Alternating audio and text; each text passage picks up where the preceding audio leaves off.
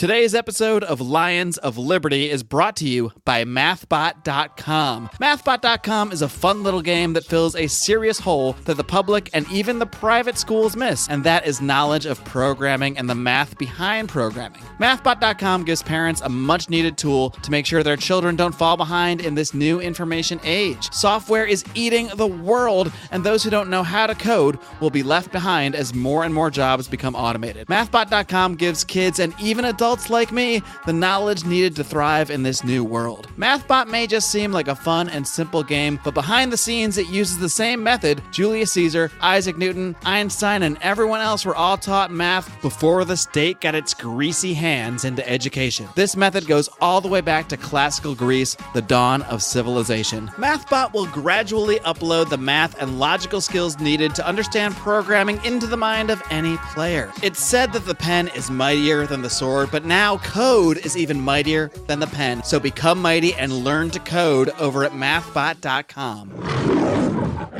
Freedom can be extinguished very quickly if we don't take action to preserve it and safeguard it. And if we don't invent solutions faster than they can invent ways to capture our imagination. Welcome to the Lions of Liberty podcast. Here's your host, your guide, your shining beacon of liberty, Marc Claire.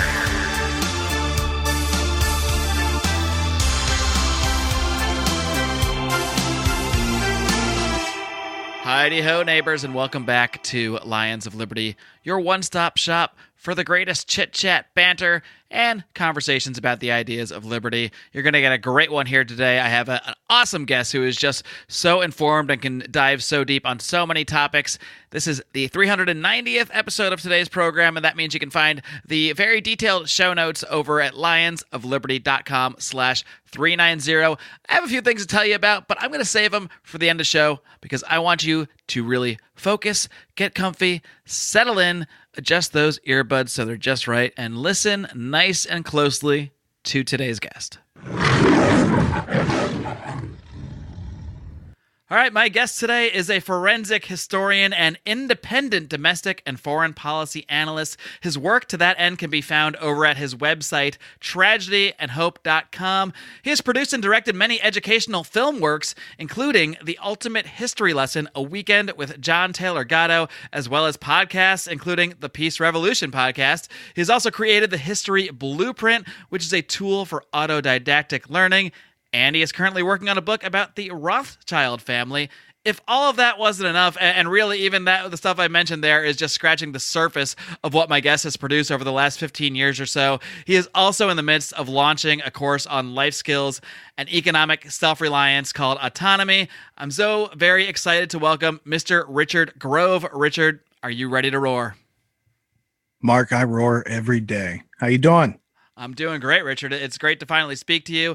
I've seen your name pop up now and again over the years. I was very much a conspiracy person before I was a libertarian person, and I know you kind of have weaved in and out of all these circles over the years. But I wanted to start with one thing that stuck out to me in your bio, and that is the fact that you are also a Lion of Liberty. I'm not sure if you're aware of this, but myself and my colleagues who founded Lions of Liberty all went to Penn State. We are all alumni, and that is where the lion in Lions of Liberty comes from. So I know you have called your business degree from Penn State worthless, and that seems like a good place as any to start, considering how much of your work is on the subject of education and cognitive liberty. I'm really curious why you feel that business degree was so worthless, and why are so many people finding that this very expensive piece of paper is often not returning the value that was advertised to them? First off, that was a fantastic bio. Can I get a copy of that to use? Sure thing. That's an arduous process to put all those ideas together. It took me a while to pick and choose what to include in there. Very eloquent, succinct, cogent. Penn State. Two other alumni from Penn State worth mentioning: Bill Binney and Ross Ulbricht. So there's a lot of Nittany Lions running around out there, and none of us had anything to do with. Yeah, and we all stayed clear away from Paterno and that whole sort of thing. So my schooling there was, it was a waste of time. You went into a lot of debt for that, and it would have led to not such a great life. fortunately, because I come from a middle-class background, I grew up in Western Pennsylvania. My mom was a nurse. My dad was a nuclear power operator. And I went to public school, and they didn't have the money to just send me to college and pay for everything and pay for apartment and pay for books and all that stuff. So the deal was I had to pay for things in college, like rent and food and things like this. And to do that, I worked. And I worked several jobs as a cook and as a sous chef. And I worked a job in a video store. And one day, and I always joke about this because I had no reason to read the newspaper in college other than to look for bar specials, probably. So I always say I was probably looking for, dollar pitchers. Where's it at tonight or whatever. And I saw this ad in there and it said, make $10,000 this summer. And I said, I only make $5,000 a summer and I work real hard for that. What do I have to do for this 10,000? Is it going to be like back-breaking labor, hanging from bridges, doing something dangerous? North Pacific crab fishing. What's it going to be? So I went to this conference hall basically, and there was like 100 people in there that responded to the ad, and we listened to what was going on. And then there was another level and another level. And so I made it through what turned out to be a whole sequence of interviews. And I got this opportunity, and I went home and told my parents, hey, I'm going to be running my own business this summer. I'm going to be making a lot of money. My parents are like, you don't know how to run a business. And, this is a big risk. The working at the restaurant, that's a sure thing, that 5,000. Didn't you say you have to put in some money to run this business? Well, yeah, it's all, I have to put in 3,000. Here's how I earn it back. Right. So they basically convinced me not to take the management job I was offered, but to work as a laborer and learn the work. And after a couple weeks of that, that was a failing business for the guy who was managing it.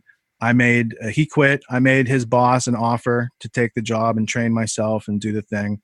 And that was the most valuable experience that I got during college.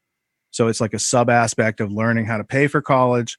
I got these skills that taught me how to be an entrepreneur, how to run my own business, how to do sales, how to do closing, how to do customer service, all these very, very important skills. So by the time I graduated, all my friends were like going to job fairs and like putting their resumes, like they were sweating their resumes, how it was formatted, what format they use, what font, all this stuff. And then they're putting in these huge stacks for these big companies at the job fair, and none of them were getting any results. And if they did, it was way below their expectations. And with my skill set, I had friends that were around me who had already graduated working at corporations. And they're like, hey, we need salespeople. And, oh, by the way, those people got paid to get salespeople. So they're getting referral bonuses to find people. So someone like myself who had the skills, it wasn't long until the opportunities came to me and said, hey, you can be over here. So I ended up I started a job before I graduated without ever looking for a job, really. I never did a resume or anything. I just went to the interviews. I closed the job and I started. So I was working when they were handing out the graduation. So the degrees. So I didn't go to graduation. Though I graduated, I have a diploma, I have a transcript, I have the bills for it. But so I was already starting to live my dream by the time that other people were like, well, I got to get a job now. Well, it sounds like a lot of the skills that you were acquiring in college or what turned out to be the most valuable skills were not really what you were learning in the classroom per se. It was more the side effects of, like you said, learning to manage your own money, learning to manage a business, learning sales. But all of that for you took place, it sounds like, completely outside of the classroom, which I guess speaks to the what you would call the worthlessness of your degree. Absolutely. And learning how to interview and hire the right people, how to retain those people and keep them happy and make sure they're reaching their goals and doing what they want and getting something out of it. And these skills are paramount in success and entrepreneurism and everything to do with liberty. Right? Because they all deal with communication and working with people and getting goals and accomplishments and these sort of things. That's not what my schooling was about. And ironically, I was getting a business management degree at that point because I went in for engineering or maybe be a doctor. And then it's like I ended up transitioning into business management. And by the time I was actually like taking those classes, I had been running my own business. I knew how to do it in reality.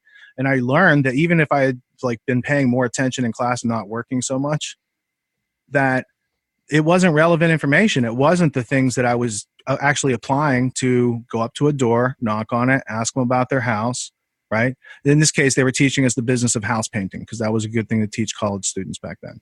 You go home and work on spring break, you line up your deals for the summer, you hire your crew, you train your crew, you complete the jobs, you bank a bunch of money, you get executive management experience. And what I found also from working at these big corporations was the training from the entrepreneurs that I got in college far surpassed what I got at these other big corporations in the real world. The sales training I got, the communications training, the human resources, like how to hire somebody, how to fire somebody, all those types of things were much more personable than I ever got from one of these big, multinational corporations. So the example I would use is this. January of my senior year, there was Super Bowl. This will tell you how old I am. It was Green Bay Packers and Brett Favre won MVP. And they gave him a Porsche Boxster. Now I'm at the end of my college, like I'm going to get this degree, and I don't have any prospects for that degree.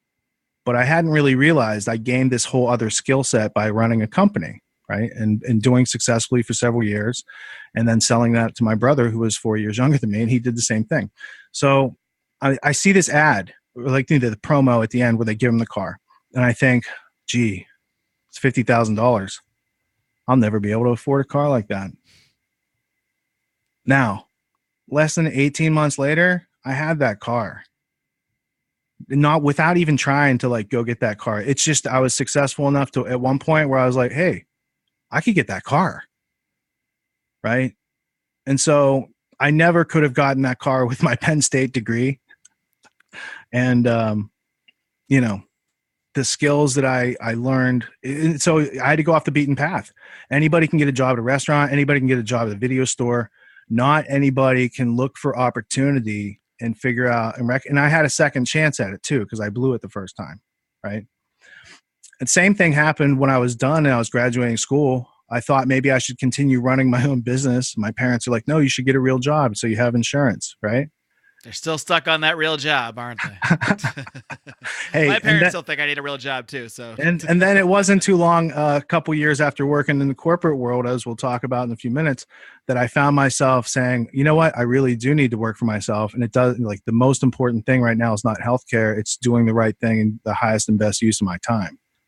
So I had to make some real life choices, and those skills availed me the freedom in my mind to say, I'm going to do the right thing because I don't have a mentality of scarcity. I know I can go apply my skills any number of ways and be successful.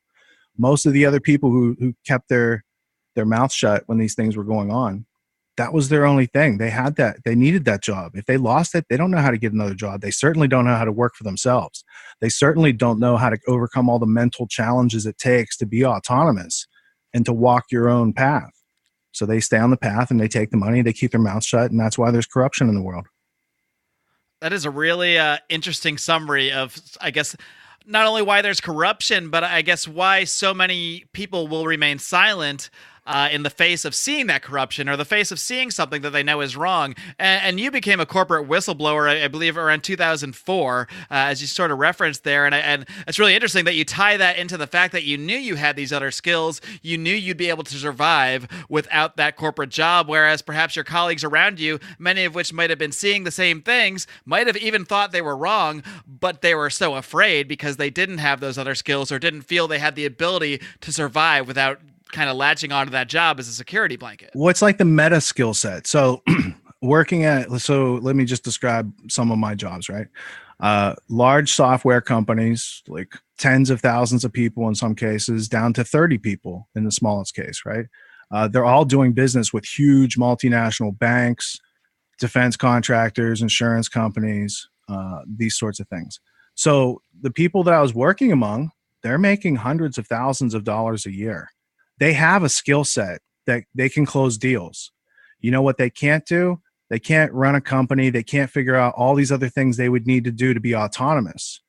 So they have to wait in their position in this company and wait for leads to come, and then they can transact on those because that's all they know how to do. For myself, I had the soup to nuts broad spectrum with a whole bunch of specialties in that general spectrum.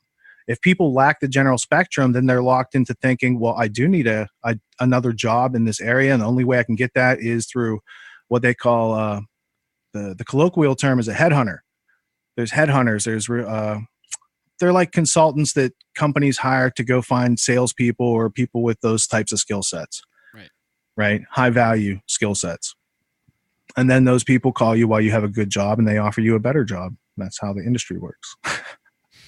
So the reason that people do those things, right? There's evil out there. And a lot of that evil is because people are ignorant or nescient. And then some of those people are just downright nefarious. But they are they're all participating in the same thing at different levels. So for me, once I got to a level where people were being adversely affected on a mass scale, like millions and millions of people were being adversely affected by what I saw, and that the people I was telling and that were supposed to be responsible totally were not, and they were they were making money from the whole deception. I was like, this isn't the highest and best use of my time. And I learned a few lessons about how the justice system works and how the media and the news works and all these sort of things.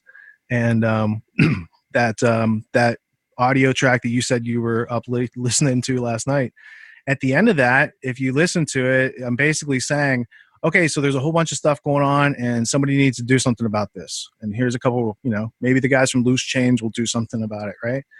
But after a year or so, I was like, oh, I shouldn't expect other people to take these actions. I see that these things need to be done. I see that this research or this clarification or this presentation needs to be made. So I took it upon myself and started using that as my highest and best use of my time, because without freedom and liberty in this country, there's no entrepreneurism, there's no private property, there's no self-ownership, there's no time for any of these philosophies, because we'll all be breaking rocks or doing some sort of labor in a camp someplace. I mean, it's not a very nice picture that erupts when freedom and liberty and especially freedom of thought, and with the attacks on freedom of speech, that's right next to freedom of thought, right? Break out. I mean, anybody who has doubts, just read the Gulag Archipelago. Read all 3 volumes, though, so you know how to get out of that. But that's the desired structure, like panopticonic structure with technocracy that they're trying to build. And the only way that I could figure out of that was figure out who's doing this. Do they have a plan? Do they have funding? What state of the plan are they in? Are they experiencing resistance? Who has resisted in the past? You gather up all that information. You figure out how they're maintaining control. And then you figure out how to break that control and, backfill the self-reliance, self-confidence, self-esteem that people need to be autonomous and resist despotism and tyranny. So for me, the past 15 years has been working to answer one big problem, and it's how do we preserve freedom and liberty into the future? And to solve that problem or answer that question, like how do we do that? It took a lot of time in research and production and assembly, and but now we're at a point where I think everybody, we have the technology, people have the aptitude, they're now inclined to start looking at these problems and trying to solve it, because they can now see with all these autonomous drones and robots and all the things that they're creating, plus the surveillance grid, freedom can be extinguished very quickly if things, if we don't take action to preserve it and safeguard it. And if we don't invent solutions faster than they can invent ways to capture our imagination, right? So everyone's getting deplatformed right now. That's a thing. Well, how do we get to be over here now? Is IPFS an answer where you can just put it out there and we can all seed each other and we don't need them as an infrastructure in between us? But it's a tough time out there for liberty. I know some people are discouraged because they see all these things going on, but I'm always encouraged because there's always people out there trying to solve these problems, to move us forward, to progress us in the light direction, and not, freedom lives in the light. Liberty lives in the light. Washington Post says democracy dies in darkness. I think they're pessimists. I think they want it to be dark. I think censorship of information is a purposeful darkening of, you can't see here. And if you can't see there, why? Because if we saw that, we might do something different. If we saw the truth, we wouldn't be so malleable and submissive and just apathetic to the whole thing, right? I used to live a lot more in what you refer to as the darkness when I guess I first started to see a lot of these problems in the world, and I first started to understand more about I guess some of the more corrupt structures in our society and the oppressive structures, if you will, all the sorts of things that you talk about.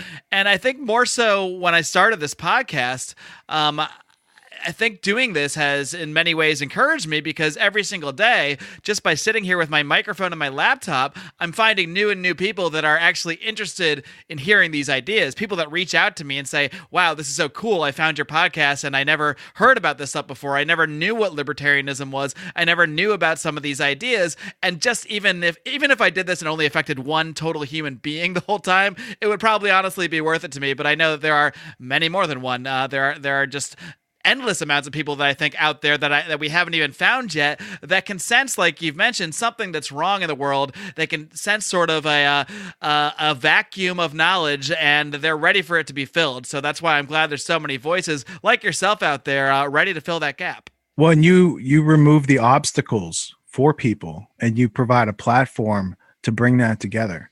A lot of people experience the first part of what you were just observing, but they don't go through the trouble to be like, wait a minute, I could do that too. Like, Mark, tell the audience, do you have any superpowers?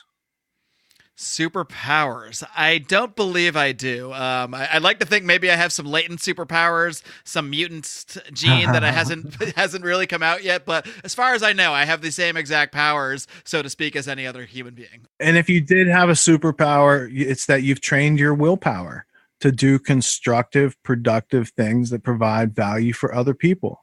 Right? Sure, I could just sit up late at night and, drink some beers and watch conspiracy documentaries and get mad and upset. And that used to be what I did. But at some point, I decided to become more productive and try to find some ways to at least address some of the problems that I see in the world, which I think ultimately very much so come down to philosophy more than necessarily a specific issue here or a specific, societal structure here and there. All of it comes down to the philosophy that the individuals of the world believe and how that sort of collectively manifests. So that's where I've sort of focused things over the years. Yeah, I like to look at things through a lens of liberty, and that means kind of looking at it in terms of freedom and slavery. So if people just looked at it at anything in terms of freedom or of slavery, or let's even break it down even simpler, thou shalt not steal, theft, right? So slavery would be theft of your freedom. And all of our fears, I haven't found any on my list or anyone else's list that I've talked to, all the fears are based around a loss of freedom or liberty. You have a fear of spiders or snakes. Why? Because they could bite you, kill you. It takes away your freedom and liberty, right? So if we just break down these fears and learn to identify those things, then we can learn to overcome, step over, go around those things and make progress. But as long as we continue to like shriek and be like, that's what we're indoctrinated to do through the school system. So in some ways, what you're doing is very remarkable because it's antithetical to 15,000 hours of communications studies in public schooling, where they're telling you this is how it is. This is how you should think. You're part of a group. You've been designated as this. This is your path in life, right? And I'm pretty sure that, well, let me ask you, was there a class in school where you learned to do what you're doing today? Well, in fairness, podcasting didn't exist, but back then. But the answer is no, in the sense of there was never even a mention, I don't think, that I can really think of even the idea of doing your own thing. Not even just starting your own business, but even just doing your own project. The only thing that I ever learned, and I was, taught entirely by public school prior to going to Penn State, and was really, here's what you're supposed to do. You're supposed to learn to take these tests. You're supposed to learn to repeat this information back. And I was very good at that part of it. You're then supposed to go into debt and go to college and get a degree. We both did that part of it. And then you're supposed to go get a corporate job, work 40 hours a week, and go into more debt to buy a house, and then spend the next 30 to 40 years paying that debt off. Go vote every once in a while so you feel better about the system that you're participating in, and eventually die taking your Social Security check. That's basically what I was taught in public school. Yeah. And I would have been on that same path had I not built a high value skill set. And that allowed me to work in the corporate world, but it also allowed me to step out of there and continue to have a fruitful, productive, happy life. And that's the part that most people are missing. That's the part that gives you the real freedom, and you don't have to worry about like losing your job to outsourcing or downsizing or changes in policies, or they didn't like the tweet you sent yesterday, so now you're fired. That's the type of world we live in today, right? Now, my thinking was in school that if you were taught anything about what you're doing today, it would have been like AV Club. and you would have had experience with analog We didn't equipment. even have that in my school, but They had it in my school, but I didn't appreciate the opportunity. I didn't understand that. Oh, that's a whole path. I had friends at Penn State that were in filmmaking school there. I was like, what do you, I went to high school, and then we see each other because you go to a branch campus, some of the people for a couple years. I went to University Park for 5 years. So when they got there and they're in film school, I'm like, what do you guys do? They're like, we watch films all day. I'm like, I'm taking calculus and all sorts of crazy courses over here, like fluid flow mechanics. I started off in that very same film program, and that is literally what you did. You watched movies and you talked about them. And at some point I just realized that I needed more out of life than I can watch movies on my own and talk about them with my friends on my own. Didn't really need to pay for this degree to do that. Of course, I later figured out I didn't really need the degree at all. Like you said, I mean, I did learn a few remedial television production skills in college, but what I always thought was my biggest takeaway from college was the friends that I made, the connections that I made. Those are bearing fruit today in the forms of this podcast, and as well as just the life skills and the social skills. And as far as the actual TV skills I learned, well, geez, I really could have just volunteered at the local TV station, lived in State College, and done the exact same thing without spending the money. Right. And then, so then I'm in the entrepreneur world. I'm trying to figure out, I figured out podcasting. That was pretty easy. Then I started teaching myself cinematography and film production. So I went to the cable access place locally because they would teach you how to do it, and they would loan you equipment. They let me use their equipment twice, and they're like, we don't like your content. We don't like what you're trying to do. You're talking about some weird stuff here, man. I was just talking about freedom, liberty, and that's weird to them. So I started to learn I got my own tripod, my own camera, got my own lights. And then I learned over time. I learned because I saw people doing things. Then I asked the question, oh, how do they do that? And I would either ask them or look it up online or buy a book about it. And then I'd move to the next step. And so most of my useful learning has gone on in spite of school or after I retired from corporate work. I put myself in an immersive situation where I surrounded myself with a whole bunch of information and parsed through it and organized it and marshaled it to create content to point it out to other people. And all those skills are, again, they're in spite of having been indoctrinated for those 15,000 hours. So if I had had that time from schooling early in life for self-directed learning, and I had a curriculum that actually taught me how to get to success, how to attain, maintain, and retain freedom, that would have been really useful. But I don't think that exists yet, right? And I see a lot of people struggling with the same problems, those same problems that you just described. You get the degree, you get the job, and that's kind of like the rest of your life. And you have weekends and a couple weeks a year of vacation, and you're always in a mentality of scarcity because you're locked into your income. The bills are ever increasing. The gas prices go up, the food prices go up, all these things go up. Your salary doesn't necessarily go up. Sometimes you get salary cuts, or you get downsized, or you get furloughed, or laid off, all these different things. Entrepreneurism, in my experience, has always given me a greater amount of that illusion called control, which has seemed very satisfying. If I don't want to do a meeting on a Monday, I just schedule my meetings for Tuesday, Wednesday, or Thursday, and I get work done in my office on Monday. I don't have to wait to be told to do anything. I can just do. Why you refer to it as an illusion of control. Especially when you're referring to sort of having control over your own life. Do you even see that as an illusion? Well, I think I believe that we have the choice of free will, and that includes to use words, to think or not to think. So there are limitations to reality that we can't control. There's cause and effect and certain things that we can't go around that we are subservient to. So we can manage the things that we can manage, like basic Stoicism 101. Don't worry about the things you can't control, and the things you can control, just work on those things. Don't worry about them. Just take a plan of action and next steps. So I think that we're brought up in a world, though, that doesn't want you to know about free will or your choice, because, again, choice leads to thinking, and thinking makes you hard to control.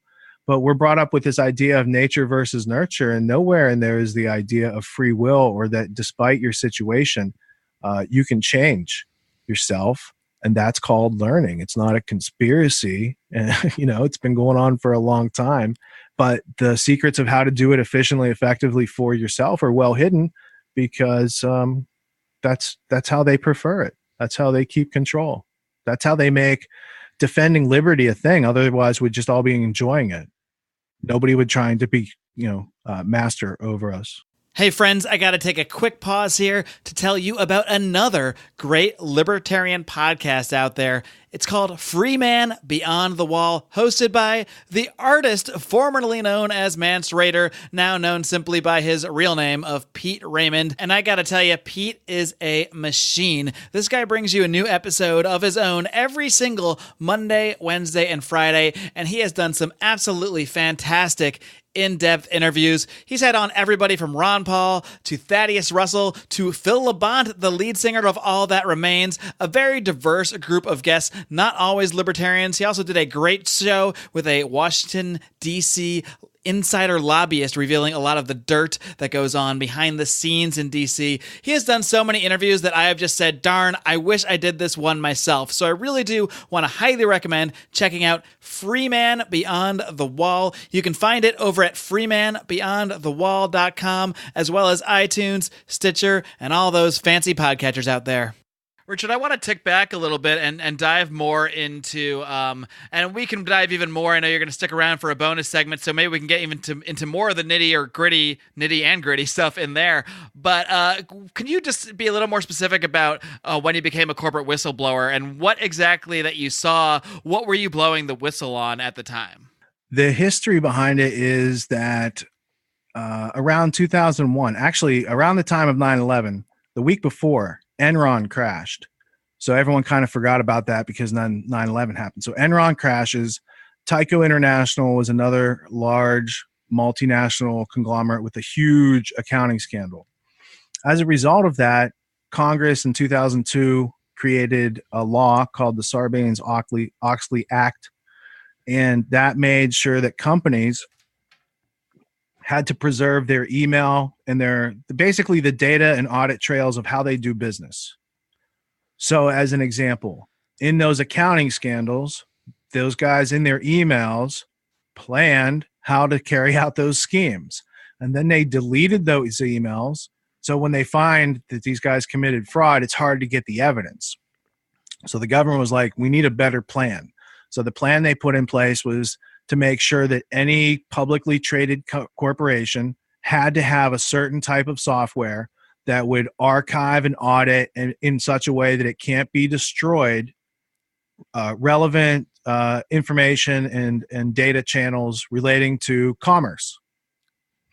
There's also a government law that applies to federal. So when email goes missing for Bush or Clinton or any of these people, somebody should be pointing out, hey, there's a law that says that they have to be doing this. And if she's using her private server, that's definitely outside the law. But we won't get into like politics of it.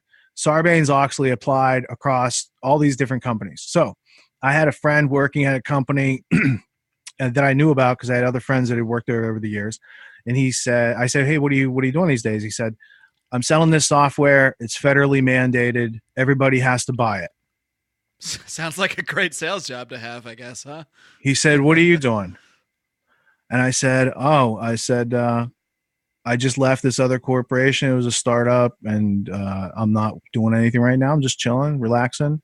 He's like, do you want to work? And I was like, sure. Who do I talk to? So then I talked to his boss. His boss called me for a meeting. I had a meeting. They made me an offer. I took a job. And the job was so... I don't know, man. This was a company. Do you ever see Goodfellas? Yeah, absolutely. All right. So where they get that guy, the guy wants Paulie to buy into the restaurant, and then they burn it down after they run up the credit. Uh-huh. This company, Legato, was like that restaurant. So I get there, and they're like shutting down the office down on it wasn't Wall Street. I think it was Maiden Lane, which is right across from AIG, Financial District in New York City. So for the first week or two, I had an office downtown, but then they just closed the office. They're like, everybody work from home. I didn't get a laptop. I didn't get an email address from the company until after the merger. So they were like about to go into this merger with EMC Corporation, and that was July of 2003. So I started working at this company, and I start meeting with clients. And so I think I started in May. I trained in June. So early July, I'm meeting with Tyco International. which has been, the scandal's been in the news, and they need our software. So I'm having a meeting with the chief general counsel, the top lawyer in the company, who definitely knows about the fraud that they just did, right? So I'm pitching her. I'm like, look, you guys got to keep all this data. It's FBI, SEC mandate. You're keeping them on Microsoft Exchange servers. That's very expensive storage space. You can use our email extender, and it's going to be, write once, read many. Worm drive meets the Sarbanes-Oxley requirements. And I explained to her the solution. They have a problem. Here's a solution. Boom, right? And she says to me, I don't want to preserve this data. I want to know how to delete it and make it look like it was never there. And I was like, what? Did I just mishear you? And the technical rep from my company who had been working there longer, he says to their tech person a couple things. He's like, we could talk about how we do that after the meeting. That's not really part of the presentation. I was like, oh, that's interesting. That's interesting. At the same week, I was being asked to falsify my sales forecasts. And there was a merger coming up. So my concern was, you guys want me to like quadruple my forecast, and then you're going to float that up to these guys cutting the merger. And the merger hadn't gone through a couple months earlier, so they had doubled the price. So now these guys that are buying are paying double the price, and these guys are trying to use me and my team to our spreadsheets to justify, hey, we got all this money in the pipeline. So I wrote emails about that. So this escalated over months. So the next month I met with the National Association of Securities Dealers. They're supposed to be a watchdog on the stock market. They tell me in the meeting that they found a back door in the software that I'm selling as a prophylactic. So they're like, hey, there's a hole in the prophylactic. And I have management in the meeting, and I turn around like, what's the deal with this, right? So I talk to them about that. They're like, it's above your pay grade. Don't worry about it. It's not a problem. I'm like, well, it's a problem with this customer. He's like, well, then they're not our target customer. Oh, you mean the NASD is honest and they don't want to cheat, and they actually didn't want to breach the integrity of their data with this back door? You mean these guys are smart? And so anyway, I went through the process of blowing the whistle under Sarbanes-Oxley. So there's a whistleblower provision. I was selling the software to clients. Now, Sarbanes-Oxley provision applies to a whole bunch of other people, but I had enough knowledge about it because I sold the software and educated clients on the whistleblower provisions. So ironically enough, I found myself having to use those. And when you do that, like what I thought was, I'm going to blow the whistle to the people buying this company because they're being taken advantage of. They're being ripped off. When in reality, that's why they were buying Legato. That's why EMC purchased Legato systems, because of that. So the guy that I wrote to, deeper than you realized. Yeah. So the guy I wrote to in EMC, who was the top attorney in EMC, I proved in court that he's the guy the same day I blew the whistle to him who ordered my termination, which according to Sarbanes-Oxley whistleblower provisions is a prisonable offense. But those things don't matter in reality. They're just on paper. They don't enforce those things. Now you could say, well, is EMC a powerful corporation? And I would say they were Dick Cheney's largest fundraiser, and this founder of EMC was a billionaire who was ambassador to Ireland appointed by Bush. So it was the wrong time to blow the whistle on those people doing those things because it was convenient politically to scuttle the whistleblower and make sure nobody gets warned about that, because that would be, oh, and so if you've got this software that's mandated to put the back door, then you can have a big fraud that goes on and nobody can trace it because all these emails are deleted. Cue the financial crisis in 2008, where all those subprime loans were managed and packaged up and AAA rating. Where's all the emails that proves all that fraud to put those people in prison who stole all that money, all that retirement money from all these people in America? Oh, don't worry about that. There's no data to be found. Nobody's going to go to jail for that. Everybody just lost their shirt and nobody rioted. So it is pretty incredible that one of, if not the most massive instance of well-known and very publicly acknowledged fraud in our modern times with the financial crisis and the real estate crisis, not a single human being is facing prison time. It's really shocking, especially considering we live in a country where, luckily it's changing a bit, but we still live in a country where a small amount of a plant can send you to jail for a long time. And the fact that that still exists for certain parts of our population, whereas this rampant, well-known corporate, very public fraud is just completely untouched, it says a lot about the systems that we live in. And it's that type of system that we live in and the people of that mentality that allow someone like Ross Ulbricht to sit in prison for 5 years as a nonviolent offender with an egregious sentence. And it's like people like, I'm not sure if you went through the case history railroaded that they just offered a couple months ago, but if you just listen to the first 3 parts of that, you will see how Kafkaesque our country has gotten, because it's not about Ross's case. All the precedents being set are dangerous for everybody, dangerous precedents for freedom, of surveillance, of use of third-party action being held, like they call it vicarious liability. It's where you can be held guilty for somebody else's actions. Like, it doesn't even make sense. They're responsible for their actions, right? So there's all these dangerous precedents that are being set in that case. And, you know, we live in a country where it's just okay. We have political prisoners here. You know, it's okay. We're a free country, though.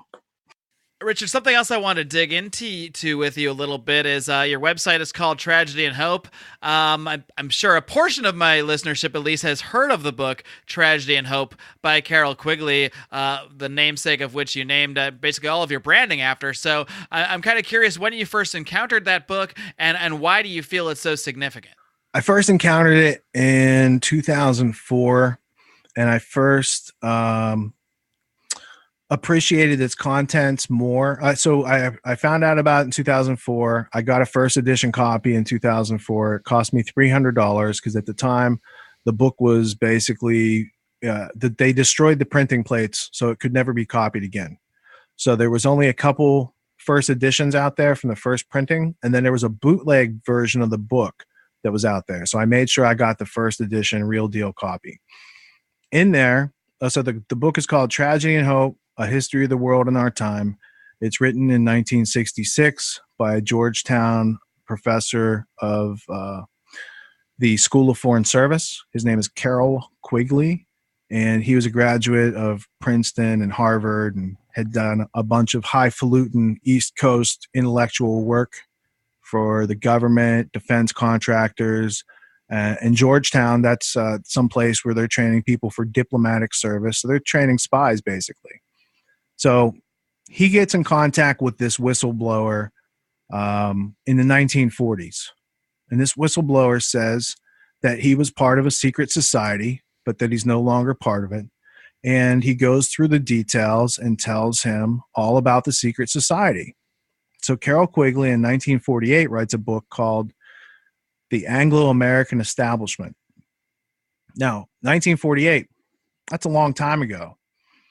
He didn't print it. It wasn't printed until 1981 after he died, because he felt that if he released that book during his lifetime, his life would be in danger and it would definitely crush his career.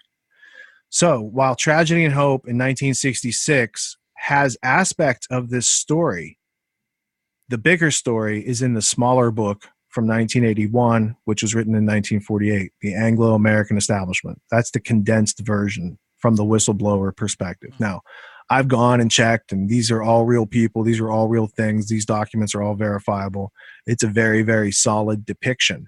And the reason he wrote that is because they wanted a book. The people he worked with, his colleagues, wanted a book that could actually show the actual history and not the propagandized history of the Western world. And so it covers like the early 20th century up till 1950, I think, even though it's written in 66. So what they did was, as soon as he releases this book in 1966, Tragedy and Hope, they recognize that he's given too much information in this book to the public. So they destroy the printing plates. Macmillan Publishing destroys the printing plates and lies to Quigley about it. They tell him they didn't. They say there's just no demand for the book. Then they take the second half of the book and they publish it under another title called The World Since 1939, A History by Carrol Quigley. It is a verbatim second half of Tragedy and Hope, the book.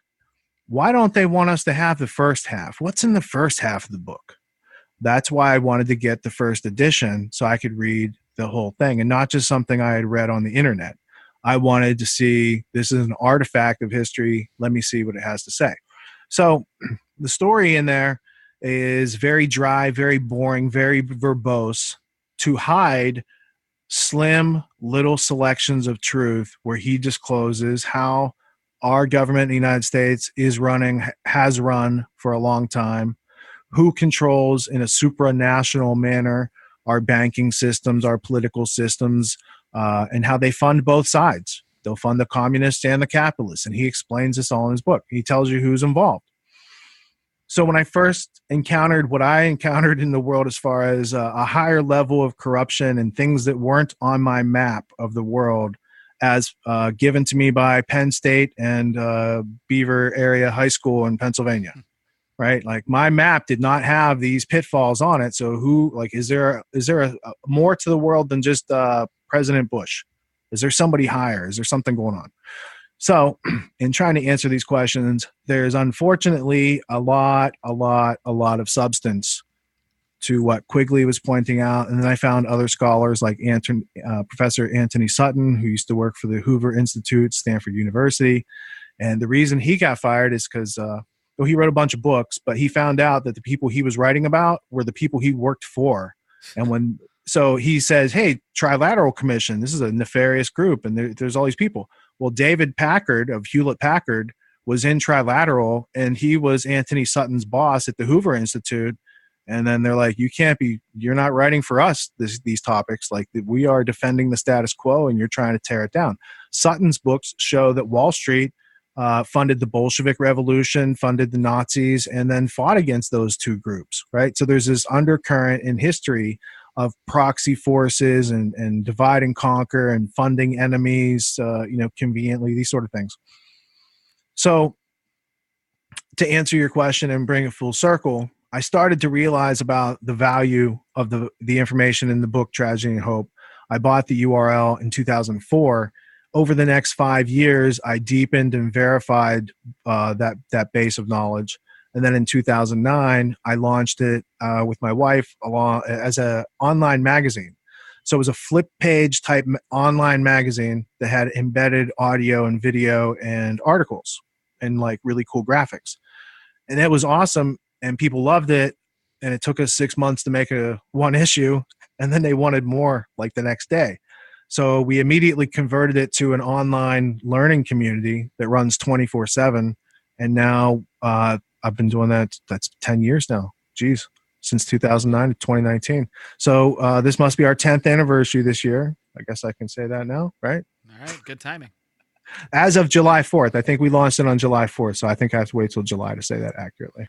Very cool. I mean, it almost comes right back full circle to what you're talking about that fear of, how so many people don't call out what they see because of fear of losing the job. Even in that case, he was afraid to speak out against the Trilateral Commission because, it was a safety for him. Even at these higher levels of things, there's that same fear that we might have on these lower rungs, so to speak. Yeah, and he talked about it like as an author, it was much easier to work for Hoover Institute because you're getting paid, you get funded for your projects, doors open up for you when you would call places.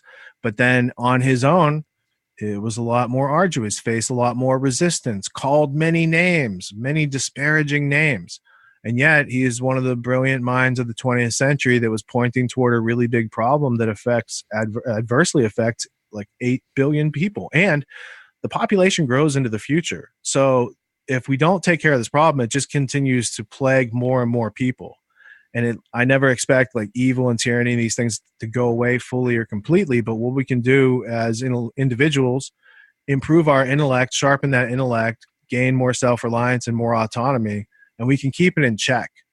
We don't have to tolerate it. But right now it's tolerated because large groups of people can't even recognize it. So if you stand up and try to say something against it, it's like you get attacked by a bunch of NPCs. And I say the only solution to the problem, because NPCs continue to spawn, is to come up with some sort of meme. I call it freedom. I didn't originate it. I just see it for what it is. And you spread freedom, and the meme spreads, and then people learn to appreciate the opportunity to achieve some autonomy in their lives. because freedom has freedom has benefits, but it also has responsibilities. And until we embody these responsibilities, we don't really get the benefits. So we've withered in our society from a society that was self-reliant, had self-esteem, had self-confidence without going to Walmart or Target. And now it's withered. We still think we're free, but we don't have the responsibilities and we don't have the benefits. We just have the label. So I could see that and be like, oh, that sucks. Let's go watch Netflix or play Fortnite.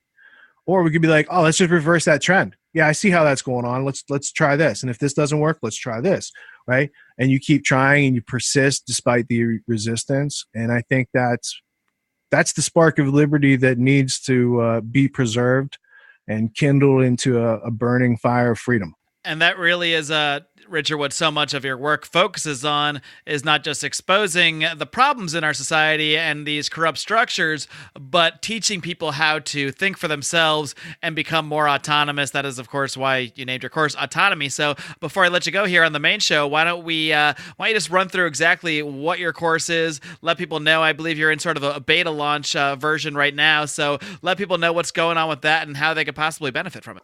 Well, the way you benefit from it is you apply your skills of learning to a specific focus to gain clarity, to gain proficiency, to gain a little experience, and then you can go out and use that in the world for the rest of your life. So what I'm trying to do is I've noticed a problem over the years. I mean, the symptoms can look like learned helplessness, this whole fear-based, scarcity-based mentality. There's a lot of symptoms to it, but the real problem is people are expected to survive and thrive, and they haven't been given the tools. They haven't been given like a fear-free training area where they can refine the skills and develop them into something that they can rely on. And there's a whole bunch of aspects of success that aren't taught in school. They're not made available in the normal everyday employee workplace, but are things that I've found throughout my career and my experience and my success that are transferable to other people. And that's the part where I took issues like, people not having enough money to pay the bills. And to me, that's a direct symptom from the school system. And the root cause is they have an absence of skills, experience, knowledge, confidence, ability to speak clearly, cogently, to express their needs and get them met. And so I created a course, a curriculum, and this has started like in 2007. So it's been a long time to create it. But what it is trained to do, what it is expected to do, what it is tested and currently being used to do is take people who are anywhere on the spectrum. So there's people in there who are very successful. There's physicians and attorneys and accountants and those types of people. There's people who have never had a job. And there's people who are at less than zero. They've had many failures. They really need something to work out. And I put together a set of components that people can go through of their own free will and volition, and they can consume the knowledge. And I've created a work and exercise space online that they can come in and practice these ideas together with other students and other teachers that are in the course. And also ways that you can practically apply the skills to bring in income or to achieve your goals in life. So there's like knowledge, understanding, wisdom, and the slogan for the course would be discover, understand, and excel. So you learn some things about yourself and about the world. You come to understand and practice those and gain proficiency. And then you're able to excel by applying those skills in a real world context. And then what separates it from other courses are most other courses are just there to give you information and good luck being successful. What I did was I wanted a course that creates successful people and reverse engineered from there. So part of the success is customer support. Part of the success is interaction with other students. Part of the success is the integrity and comprehensive nature of the knowledge. Part of the success are the team leaders who help you refine your skills within these work groups and work areas of the course. So it's very comprehensive. It's meant to be a replacement for all types of schooling. There's people in there from 18 all the way into their 80s. As you mentioned, I'm doing the beta enrollment right now to work out to fine tune some of those technical aspects of broadcasting a live lecture and having audio and video and all these things work at the same time. But there's almost 200 people in the beta class. and I'm looking to make it open to the public later this spring. All right. Well, Richard Grove, I do really appreciate you coming on the show and talking about these issues today and your work to help people achieve greater cognitive liberty, greater freedom in their lives. Like I said several times, we've only really scratched the very, very bare surface of your work. So, we'll dig in a little bit more on the Patreon show, which we're going to do in a few minutes here. But until then, why don't you just let everybody know one more time? Of course, like I mentioned, tragedyandhope.com is really where they can find all your work, but feel free to let them know how they can find the course and anything else that you'd like to plug before we move on here. Tragedyandhope.com is my website, but it's the last thing I update. I do update my Patreon. So it's Patreon.com/tragedy and hope. That's updated regularly. And my podcast is the Peace Revolution podcast, and you can find it at peacerevolution.org. Richard Grove, thank you so much for joining me today. It's been a great time. I really wish you the best of luck with everything you're doing. So keep up the great work. Keep on roaring. We'll talk to you a bit more in the bonus show. Thank you so much for the invite. All right, friends, I hope you enjoyed my conversation today with Richard Grove, someone who is just so knowledgeable on so many subjects. It was just really fun to sit down and pick his brain for an hour or so, actually a bit more than an hour or so, because we did do a bonus segment where we dug into some of his research and thoughts on couple subjects that might be of interest to listeners, 9/11, as well as his work on the Rothschild family. He has been writing a book on that, so he does have some interesting nuggets about them as well. So some very interesting material there in the bonus section. Of course, there are many, many, many reasons to join the Lions of Liberty Pride, our Patreon program, which you can find over at patreon.com/Lions of Liberty.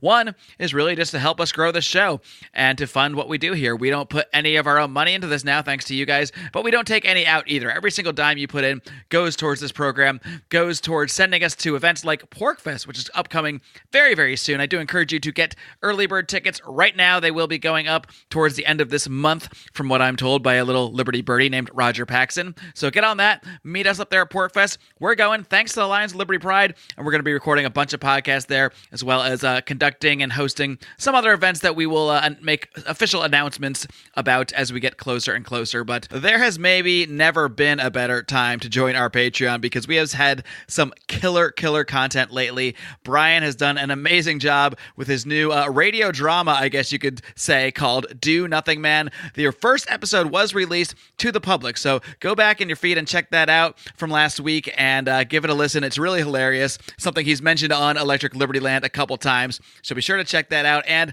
I actually ended up doing a impromptu live Ask Me Anything to Facebook that really just turned into me going on a series of rants after running into technical difficulties. And I actually ended up getting a lot of great thoughts that I've been having lately about the libertarian movement, about our messaging out there in that rant. So it actually ended up turning into something I'm actually oddly proud of, even though it was kind of a disaster in so many ways. So these are little things like that you get by supporting us on Patreon, by helping us grow the show and bring you more great content like the content you got here today with Richard Grove. So check us out on Patreon. Don't forget to check out Brian on Electric Liberty Land this and every single Wednesday with his weekly shot of comedy, culture, and liberty. And please do continue to wrap up your week with the incredible work that John Odermatt is putting on, exposing the broken criminal justice system on Felony Friday. And again, this episode of Lions of Liberty has been brought to you by mathbot.com. The pen may be mightier than the sword, but code is even mightier than the pen. So learn how to build the tools that will bring prosperity and freedom to the world, and learn how to code over at mathbot.com. That's mathbot.com. Become mighty, my friends. And until next time, live long and live free.